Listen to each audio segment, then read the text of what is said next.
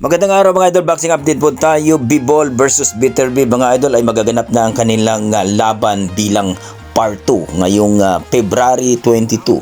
Doon nga sa bansang Saudi mga idol ang kanilang bakbakan. Kumbaga mga idol, ito ay rematch na, part 2 na po ito sa kanilang laban.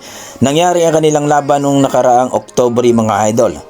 Nanalo itong si Beterbiev via majority decision mga idol. Pero marami nagsasabi na panalo daw itong si Bivol sapagkat maganda daw ang patama nito. 3 belt ang hinawakan ni Beterbiev that time mga idol. Samantalang itong si Bivol ay isa lamang. Kaya marami nagsasabi din na kung natikio itong si Beterbiev, sigurado ang panalo ni Bivol. Pero hindi daw natikio o knockdown itong si Beterbiev.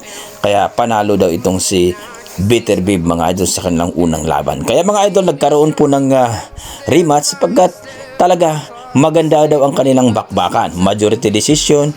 At ngayon nga mga idol, sinabi ni Bivol na talagang ipapakita niya ang kanyang malupit na makahalimaw na galawan. TKO daw ang aabutin dito kay Beterbiev dahil pinaghahandaan daw nito. Ngayong February 22 na ito mga idol ang kanilang laban. Alam naman natin itong si Haring Alarcik mga idol ay talagang ipinaglalaban. Kung baga, pinaglalaban ang malulupit mga halimaw ng boksingero mga idol. So ito po mga idol, sa tingin nyo sino kaya ang gagapang dito ngayong February 22 dito kay Bivol at Beterbiev mga idol? So talpakan yan mga idol kung sino sa inyo, kung sino sa kanila ang mas bet ninyo mga idol. I-komento mo na sa baba mga idol para tayong pag-usapan. Sa kabilang banda mga idol, ito na itong si Carl James Martin ay binanatan ang dalawang magkapatid. Ang ating former 3 Division World Champion at itong si Jason Casimero ang ating head coach.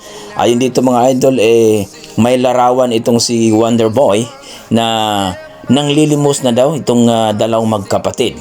Kung maalala natin mga idol sa nakaraang vlog natin na itong si Cuadrolas Casimero ay nagpost na humingi na ito ng tulong dito kay Manny Pacquiao na ilalaban daw itong si Casimero dito kay Naoya Inoue mga idol para baka ay malagpasan pa daw itong ating pambato na si Manny Pacquiao bilang isang 8 Division World Champion dahil mas malupit daw itong si Inoue ayon kay Bob Arum.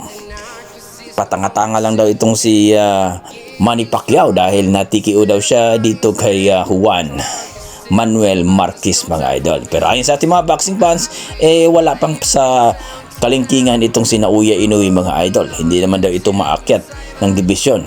Palagi lang daw itong lumalaban sa mga hindi daw totoong champion o mga mandatory. Kagaya ni Doheny at itong si Yi Jun Kim mga idol. At dito nga mga idol, pinakita dito na talagang itong si Martin palaban din talaga mga idol.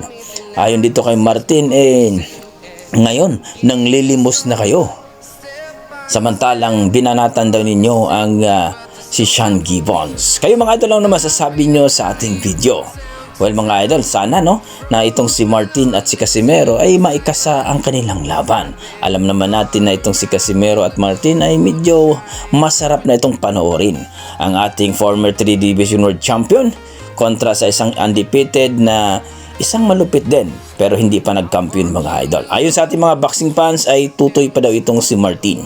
Nag-aangas na parang kampiyon pero wala pa naman daw napatunayan. Maganda daw ito mga idol na ilaban itong dalawa para makita kung sino ba daw ang malakas.